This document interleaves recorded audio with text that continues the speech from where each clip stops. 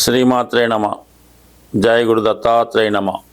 ఈ వీడియోలో మనం కుంభరాశి వారికి మే నెల మాస ఫలితాలు తెలుసుకునే ప్రయత్నం చేద్దాం. కుంభరాశి వారికి ఈ నెల ప్రారంభంలో తృతీయ స్థానంలో రవి చాలా వరకు ప్రభుత్వ సంబంధించిన వ్యవహారాల్లో విజయం లభిస్తుంది. మీ యొక్క ప్రయత్నానికి ప్రభుత్వ అధికారులు, మీ తండ్రి గారి తరపు బంధువులు అందరూ కూడా సహకరిస్తూ ఉంటారు. అంటే ఏదేమైనా మీ యొక్క అభివృద్ధికి చాలామంది సహకరించడం జరుగుతూ ఉంటుంది.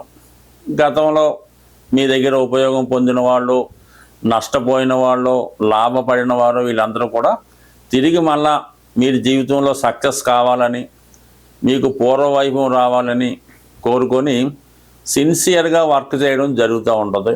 మీరు కూడా తగు విధంగా ప్రయత్నాలు కూడా చాలా ఫాస్ట్గా నిర్ణయాలు తీసుకొని ముందుకు వెళ్ళడం జరుగుతూ ఉంటుంది.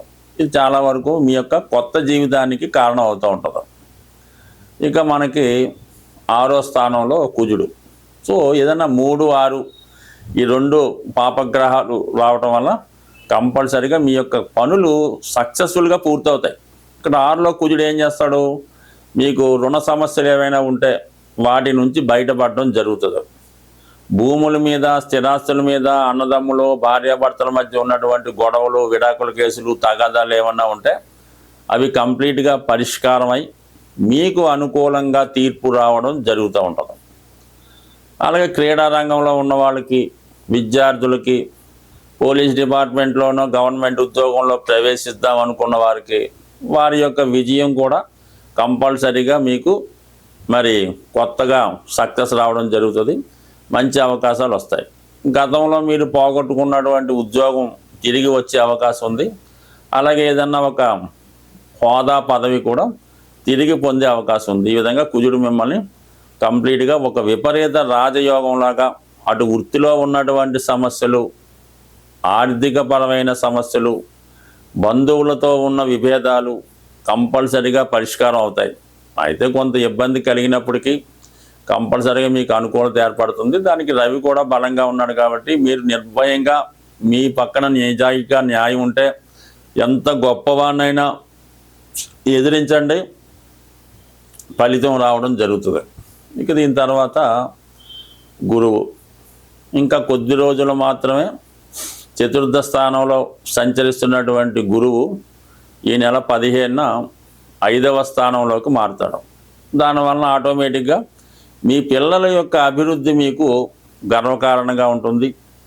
పిల్లల కొరకు ప్రయత్నం చేస్తున్న వారికి సంతాన భాగ్యం కలుగుతుంది. అంటే ఈ నెల 15 తర్వాత 1 ఇయర్ లోపు పూర్వపుణ్యం ఫలిస్తుంది. అలాగే మీలో ఉన్నటువంటి ప్రతిభకు తగిన గుర్తింపు వస్తుంది. ముఖ్యంగా 5లో ఉన్నటువంటి గురువు మరి లగ్నాన్ని 9వ దృష్టితో వీక్షిస్తాడు కాబట్టి మీలో కొంత ఈ డ్రెస్ విధానంలో కానీ, అలవాట్లలో కానీ కంపల్సరీగా మార్పు వస్తుంది. ఇది విద్యార్థులు తమను తాము సంస్కరించుకొని కొత్తగా వాళ్ళు మంచి విద్యార్థిగా, బుద్ధిమంతుల్లా కనబడుతూ ఉంటారు. పెద్దవారు కూడా కొన్ని బలహీనతల నుంచి బయటపడి మొత్తం మీద ఒక గురువు హోదా లభిస్తుంది. ఆధ్యాత్మిక రంగంలో ఉన్న వాళ్ళకి ఇది ఇంకా మేలు జరిగే అవకాశం ఉంది. మొత్తం మీ లైఫ్ని ఎంటైర్గా గురువు మార్చే అవకాశం ఉన్నది. అలాగే చాలా వరకు 10 మందిని మంచి మార్గంలో నడిపిస్తూ మీరు కూడా నడుస్తారు. గురువు ఓకే. అయితే ఇక వచ్చిన ఇబ్బందల్లా రాహు ప్రస్తుతం కుటుంబ స్థానంలో ఉంటూ మీ యొక్క కుటుంబ వ్యవస్థని, ఆర్థిక వ్యవస్థని చిన్నాభిన్నం చేసినటువంటి రాహు తిరిగి మళ్ళా మీ కుంభరాశిలోకి ప్రవేశించబోతున్నాడు. అది వారికి స్వక్షేత్రం. ఎప్పుడైతే స్వక్షేత్రంలోకి రాహు వచ్చాడో కుంభరాశి వారికి ఒక విధమైనటువంటి లక్షణాలు అవ్వచ్చు, ఆలోచనలు అవ్వచ్చు, అలవాట్లు అవ్వచ్చు మారడం జరుగుతుంది. ఇన్నాళ్ళు చాలా నిజాయితీగా, మంచివాడిగా పేరు తెచ్చుకున్నటువంటి మీరు ఒకేసారి వ్యతిరేక భావంతో వేరే విధంగా మారడం జరుగుతూ ఉంటుంది. అంటే ఏదైనా పని చేసే ముందు అది న్యాయమా, అన్యాయమా అన్నది పక్కన పెట్టి ఆ పని పూర్తి అవడానికే దృష్టి పెడతారు. ఏది చేయాలన్నా మనకేమి లాభం వస్తుంది, ఏది చేయాలన్నా మనకి ఏది లాభం వస్తుంది, ఇందులో మనకేంటి లాభం అని ఆలోచిస్తారు. ఎదటవాడు నష్టపోయినా పర్లేదు కానీ మనం లాభం పొందాలనే ఆలోచనని రాహు కలిగిస్తూ ఉంటాడు. అంటే దాని నుంచి బయటపడి అది వేరే విధంగా మారడం వల్ల అది మనకు అనుకూలంగా మారవచ్చు. అంటే ఒక పట్టుదల, ఒక కాన్ఫిడెన్సు ఇవన్నీ ఇవ్వడం జరుగుతుంటుంది. కాబట్టి అది మీరు మంచి మార్గంలో వెళ్తే దాన్ని మంచిగా మార్చుకోవచ్చు. సో ఇక్కడ ఏమైంది, ఇప్పుడు రాశిలో రాహు, అక్కడ ఉన్నటువంటి 5లో ఉన్నటువంటి గురువు వీక్షిస్తుంటాడు.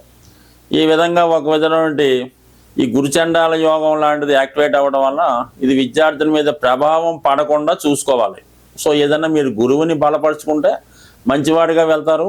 రాహుని మీరు బలపరుచుకుంటే రాహు యొక్క బలహీనతలకి లోనయ్యే అవకాశం ఉంది. అది జాగ్రత్తగా ఆలోచించుకుంటే మంచిది.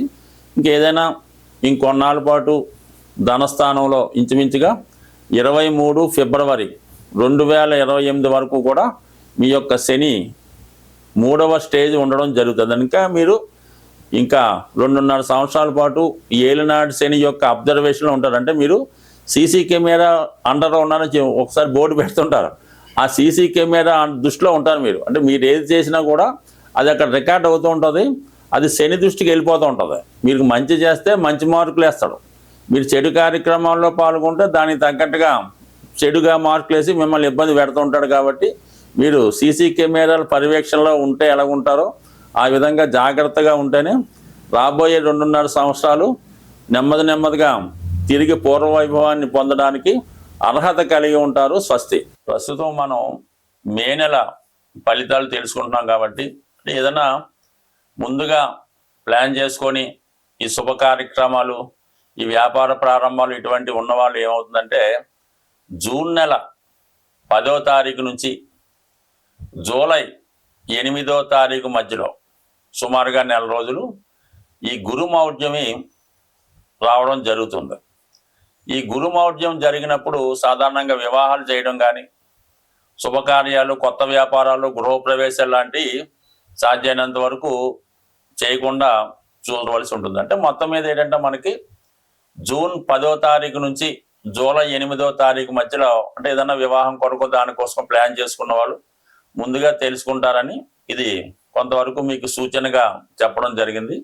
అందువల్ల ఏంటంటే ఏదైనా మీరు శుభముహూర్తాలు అలాంటివి ఏమన్నా ఉంటే మళ్ళీ మీకు జూలై 8 తర్వాత ఉండే అవకాశం ఉంది. అయితే మీకు మళ్ళా ఈ భాద్రపద మాసం, ఆషాఢ మాసం ఇవన్నీ ఉన్నాయి. కాబట్టి ఈ పెళ్లి విషయంలో అనుకున్న వాళ్ళు ఈ మోడాన్ని కూడా గుర్తుపెట్టి దాన్ని బట్టి ముందుకెళ్తే మంచిది. బట్ దాని తర్వాత ఏంటంటే మరి ఈ నెలలో మేజర్ గ్రహాలు మారుతున్నాయి. కాబట్టి అందులో ముఖ్యంగా గురువు మారినా పెద్ద ఇబ్బంది ఉండదు. ఏదో మంచి చేయడం మొత్తం మీద ఎవరికి అపకారం అయితే కలిగించాడు. కానీ ఈ రాహు కేతువులే చాలా వరకు ఇబ్బంది కలిగిస్తుంటాయి. అందులో పైపెచ్చు ఈ రాహు స్వక్షేత్రం అయినటువంటి కుంభరాశిలో ప్రవేశించడం, అలాగే కేతువు సింహరాశిలో ప్రవేశించడం వల్ల సాధారణంగా అధికారులు అలాంటి బలహీనపడడం వల్ల రాహు స్వక్షేత్రంలోకి వచ్చినప్పుడు కొద్దిగా సంఘంలో, లోకంలో, దేశంలో అక్రమ వ్యవస్థ ప్రారంభమవుతూ ఉంటుంది అన్నమాట. ప్రతిదీ కూడా అనెతికల్గా, ఇల్లీగల్గా వ్యవహరించడం, ఏదైనా సరైనటువంటి క్రమశిక్షణ, న్యాయ వ్యవస్థ లేకపోవడం జరుగుతుంటుంది. అది వ్యక్తుల మీద కూడా ప్రభావం చూపుతుంటుంది. కాబట్టి కంపల్సరిగా మరి ఈ జ్యోతిష్ శాస్త్రాన్ని ఎవరైతే ఫాలో అవుతుంటారో అటువంటి వారు ఈ మే నెలలో కంపల్సరిగా ఒకసారి విఘ్నేశ్వరుని యొక్క అనుగ్రహం కోసం అవకాశం ఉన్న వాళ్ళు గణపతి హోమం చేసుకోవచ్చు. లేనివారు విఘ్నేశ్వరుని గరికతో అర్చన చేయించుకోవచ్చు. అలాగే రాహు యొక్క అనుగ్రహం కోసం, అమ్మవారి యొక్క అనుగ్రహం కోసం చేయించుకుంటే చండీ హోమం చేయించుకోవచ్చు. చండీ హోమంలో పాల్గొవచ్చు. దీంట్లో అమ్మవారి కుంకుమర్చన అది చేసుకుంటే మంచిది.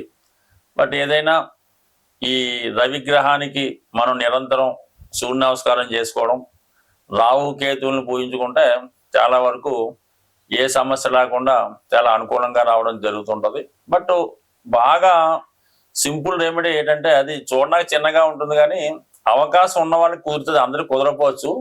ఏదన్నా గోమాతని సేవ చేయడం వల్ల, అంటే మన గోశాలలో ఉన్న, ఎక్కడ రైతుల దగ్గర ఉన్నా సరే ఆ గోవు దగ్గర కొంతసేపు ఒక అరగంట 15 నిమిషాల్లో కాలక్షేపం చేయడం, ఆ గోవుకి సంబంధించినటువంటి ఆ పరిసరాలు శుభ్రం చేయడం, శుభ్రంగా గాలి తగలగా ఏర్పాటు చేయడం, ఏదైనా రకరకాల పదార్థాలు అక్కర్లేదు, కానీ ఎంతసేపు గోవుకి పచ్చగడ్డి పెట్టడం వల్ల చాలా వరకు అంటే గోవుని మీరు చక్కగా సంతోషపరిస్తే మీ గ్రహాలు మొత్తం పరిష్కారం అవుతాయి.